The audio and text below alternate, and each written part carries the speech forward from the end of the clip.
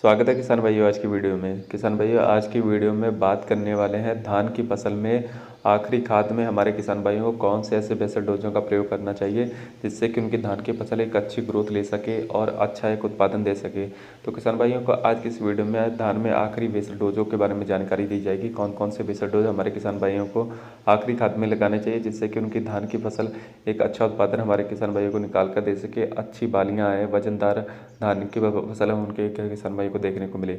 तो वीडियो चालू करने से पहले एक छोटी सी रिक्वेस्ट है कि जो किसान भाई हमारे यूट्यूब चैनल पर पहली बार आए हैं कृपया हमारे यूट्यूब चैनल को जरूर सब्सक्राइब कर लें। धान की फसल में आखिरी बेसल डोजों के रूप में ऐसे मुख्य तत्वों का प्रयोग हमारे किसान भाइयों को अपनी धान की फसल में करना चाहिए जिससे कि उनकी धान की फसल अच्छा उत्पादन निकाल कर दे सके, अच्छी बालियाँ आ सके, लंबी बालियाँ आ सके, बालियों में जो दाना बने वो पूरी पूरी बालियों में बने, आखिरी तक बने।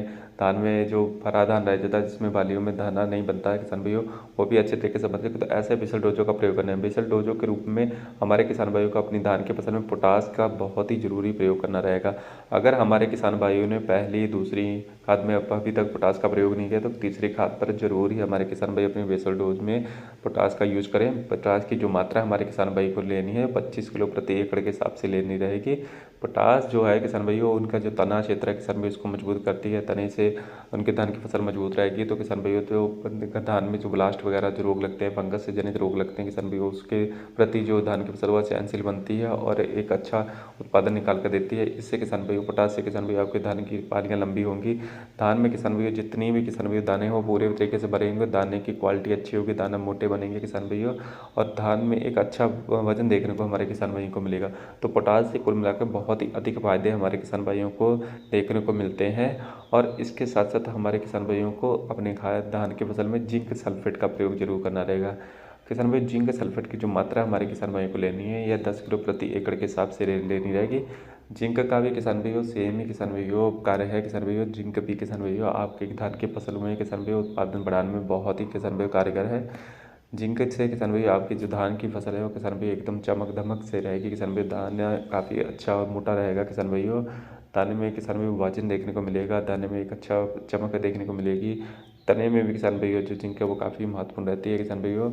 और कुल मिलाकर किसान भाइयों अगर आप हमारे किसान भाई आखिरी बेसल डोज में किसान भाइयों पोटास और जिंक सल्फेट का प्रयोग करते हैं तो किसान भाई को बहुत ही अधिक फायदा रहता है। जिंक सल्फेट में दो खादें मिलती हैं, एक तो जिंक और ऊपर से सल्फर की मात्रा रहती है, यानी कि सल्फर एक धान की फसल के लिए बहुत ही महत्वपूर्ण है। सल्फर से किसान भाई एक तो ये किसान भाई फंगीसाइड है और किसान भाई दूसरा यह पौधे के लिए बहुत ही महत्वपूर्ण तत्व है किसान भाइयों। तो और इसके साथ साथ हमारे किसान भाइयों को 25 किलो यूरिया प्रति एकड़ के हिसाब से भी लेनी रहेगी।